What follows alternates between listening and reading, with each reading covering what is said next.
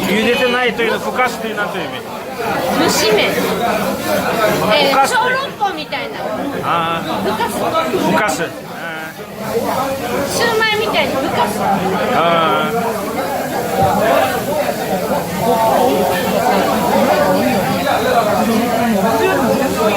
うちのお店でこの半分ぐらいしか焼きそばとかうち全部量多いです。全体に焼きそば入ってる。豚天って言ってもポテトか豚天が入ってる。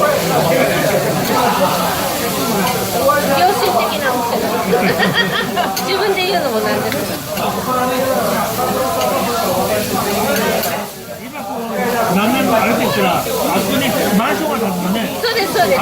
今開発。またここも10年後は言われてます。ここが終わったら清澄通りが今度やって、で月島狙われちゃってるんですよ。この間の地震の時に全然液状化しなかったんです。で月島出て液状化するって言われたんだけど、ほとんどしなくて、前浜とかはすごかったじゃないですか。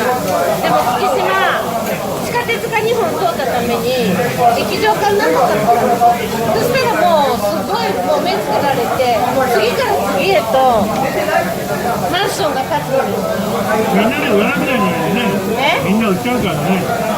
で開発の人が入るんですよ。だから売らなくてもそこにまた入れるんです。ビルの中に。ビルの中に。ビルの中に下は下でもんじゃの商店街ができてみたいな。でも反対する人ももちろんいるし、反対してとか言ってるうちに死んじゃう人もいるし、もう結構みんな年取ってんで、私たちも入れるかどうかわかんないぐらいです。ちょっと豚に塩コショウ醤油で味付けして、豚が焼けたら今度麺入れてきます。でここにだしかけます。麺が太いのでだしかけます。ちょっと跳ねますよ。でこれで1分ぐらいちょっと蒸らします。で1分ぐらい待ってください。また来ます。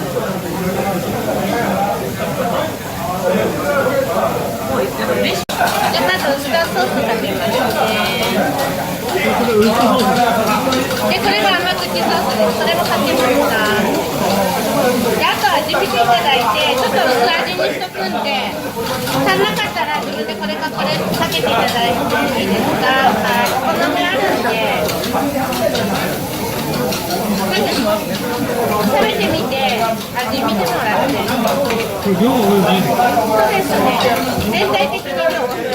食べれなかったらパックあるんで言ってください。全部一人前です。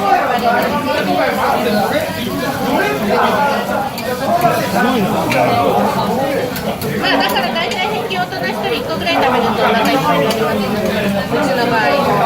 でバイトの子がちょっと違うお店行ったりすると、この右こんなだったのか出ますね。はい、だからね。